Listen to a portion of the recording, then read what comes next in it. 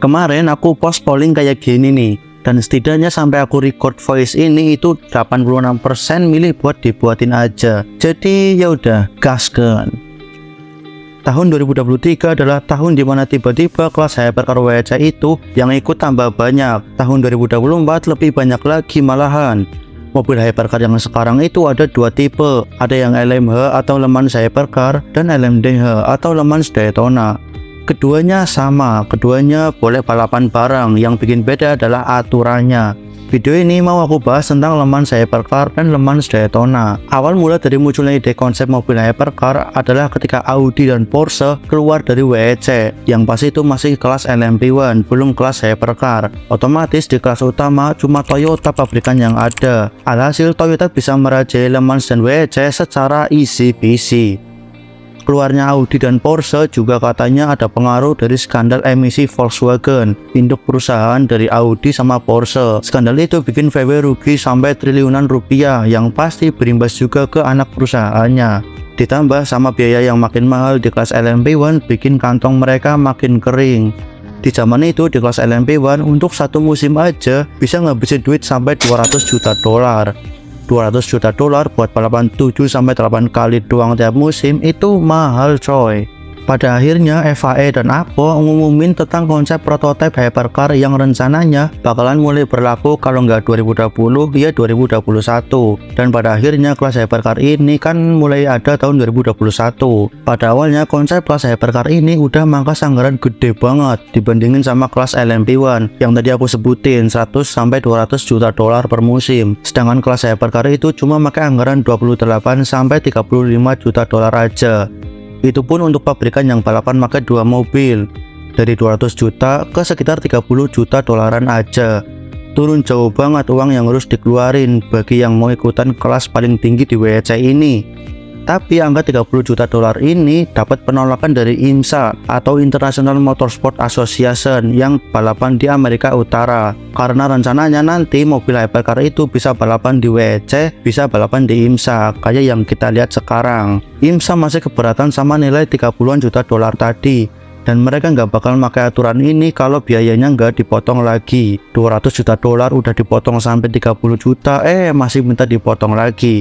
Udah kayak ibu-ibu aja kalau nawar nggak karu-karuan. Nah, IMSA yang nolak ini itu nantinya bakalan jadi aturan LMDH yang sekarang udah ada. Tapi kalian harus tahu juga, sebelum di IMSA ada kelas hypercar, itu kan kelas paling tinggi namanya kelas DPI atau Daytona Prototype International. Nah, kelas ini itu cuma pakai biaya setengah dari anggaran yang ditetapin WEC tadi, yang berarti sekitar 15-20 juta dolar aja. Tadi kan sekitar 30-an gitu kan, jadi ini ya 15-an juta dolar lah. Itulah kenapa mereka sempat nolak biaya kelas hypercar tadi. Walaupun IMSA juga mengakui kalau mereka pengen kelas hypercar itu bisa balapan di IMSA dan WEC juga. Sementara tim-tim private atau independen yang beli mobil ke pabrikan diperkirakan cuma butuh biaya 18 juta dolar aja kalau mau ikutan kelas hypercar ini. Sebagai contoh adalah Porsche sekarang jadi pabrikan yang jiwa-jiwa bisnisnya itu paling tinggi. Mobil hypercar Porsche emang yang jumlahnya itu paling banyak di antara hypercar lain. Kalau di total setidaknya sampai sekarang sebelum pemilu itu ada 9 mobil hypercar Porsche dengan 4 balapan di IMSA dan 5 balapan di WEC. Porsche menjual mobil hypercar Porsche 963 dengan harga 2,9 juta dolar aja. Belum termasuk misalnya butuh spare part atau apapun itu ada biaya tambahan. Tapi bakalan dapat dukungan teknis juga dari Porsche-nya langsung. Balik lagi ke soal rencana kelas hypercar yang di awal tadi. Pada akhirnya pada bulan Juni 2018, FIA mengumumkan peraturan baru Le Mans Hypercar. Pada saat itu Toyota, Ferrari, Ford, McLaren, dan Aston Martin melakukan pertemuan buat bahas peraturan hypercar ini. Dan dari sini disinyalir mereka tertarik buat ikut kelas hypercar. Tapi ternyata Scuderia Cameron Glickenhaus atau biasa dikenal dengan Glickenhaus jadi pabrikan pertama yang secara resmi akan ikut kelas hypercar. Kurang dari 1 bulan sejak peraturan itu dirilis oleh FIA. Tapi setelah itu nggak ada lagi pabrikan yang secara resmi naruh minat dalam kategori ini. Walaupun pada akhirnya di tahun pertama kelas hypercar itu ada Toyota, Glickenhaus, sama Alpine. Sementara McLaren mutusin kalau mereka nggak bakal ikutan kelas ini pada akhir tahun 2018. Alasannya adalah jadwal yang terlalu mepet dan peraturan yang saat itu masih belum stabil. Itu juga yang bikin Ferrari nggak ikutan kelas hypercar dari pertama kali ada dan baru ikut tahun 2023. Intinya pada nunggu aturan dan regulasinya itu stabil dulu. Aston Martin tadinya sempat minat buat ikut kelas hypercar pakai mobil Aston Martin Valkyrie di tahun 2021, tapi akhirnya nggak jadi karena di tahun 2021 Aston Martin itu ikutan F1, jadi mau prioritasin F1 dulu. Sama pada waktu itu peraturan LMDH dikeluarin sama IMSA, itu bikin mereka jadi pelin-pelan. Tapi pada akhirnya tahun 2025 adalah tahun dimana Aston Martin akan ikut kelas hypercar, 4 tahun lebih lambat dari yang tadinya mereka jadwalkan. Barusan udah aku mention kalau Aston Martin nggak jadi ikut kelas hypercar karena keluarnya peraturan LMDH yang bikin mereka pelin-pelan. Pada tanggal 24 Januari 2020, IMSA dan ACO ngumumin peraturan baru, yaitu Le Mans Daytona Hybrid atau LMDH. Peraturan ini disetujui juga sama Dewan Olahraga FIA, dan itu bikin mobil LMDH bisa balapan juga di WEC ngelawan mobil-mobil LMH seperti yang kita lihat sekarang. Peraturan LMDH rilis setidaknya 1,5 tahun dari peraturan Le Mans Hypercar.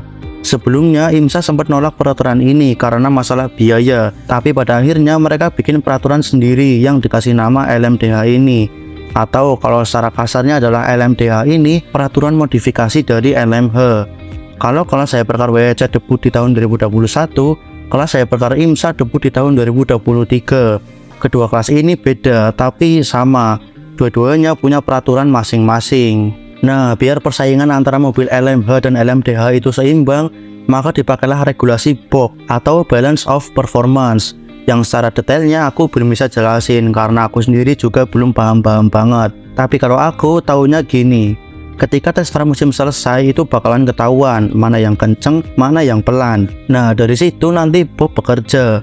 Mobil yang kenceng bakalan di nerf dan mobil yang pelan bakalan di buff. Yang di otak-atik itu bisa di bagian berat mobil, tenaga, dan beberapa bagian lain.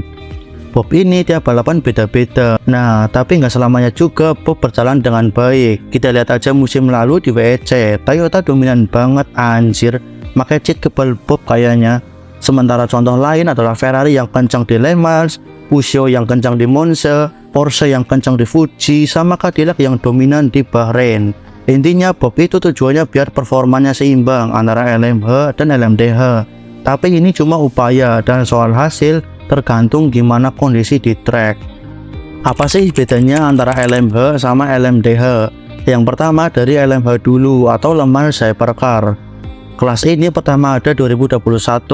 Kalau suatu mobil memakai konsep ini, maka dari ujung depan sampai ujung belakang itu boleh diatur sendiri, mulai dari ngerancang, bikin, sampai pengembangannya nanti itu diatur sendiri sama pabrikan.